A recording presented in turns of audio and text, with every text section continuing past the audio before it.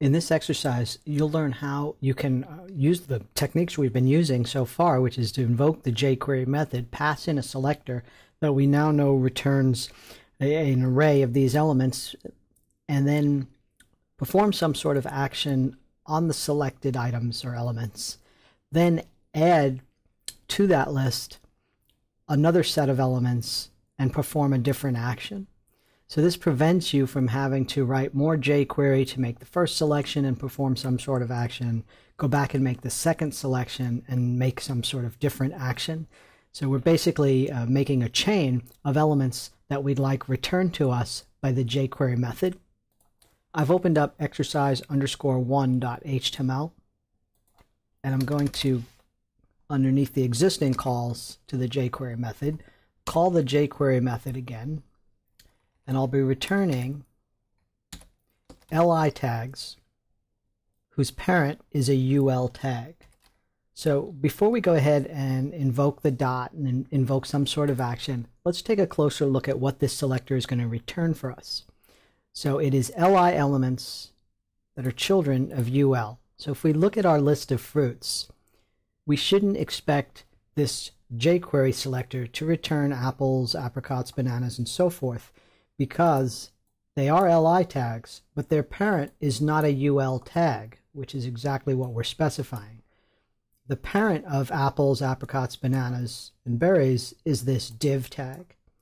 What we will get from this selector, however, are these li tags, strawberries, blueberries, and raspberries, whose parent is an li tag called berries. We'll also get these li's because their parent is also a ul element, and the same here. So now that we know what we're selecting, let's add the method that we'd like to invoke.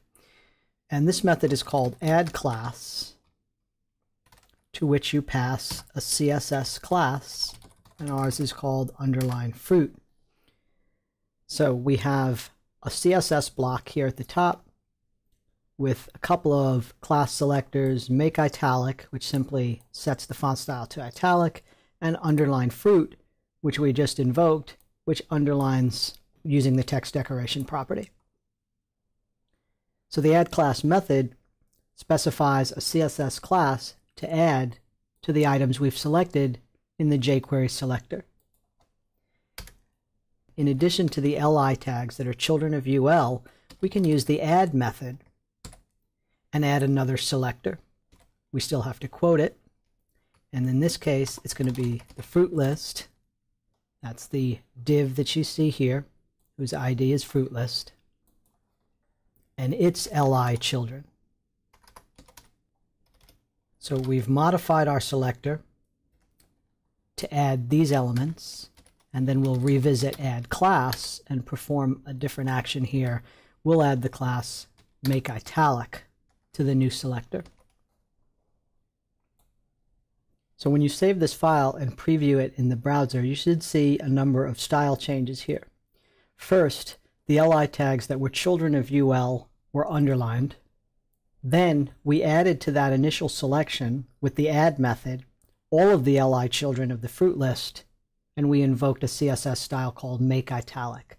So all of the li children, including those in the initial selector, are now italic. So this is a result of a jQuery method called add, which adds a new selector to the existing selector.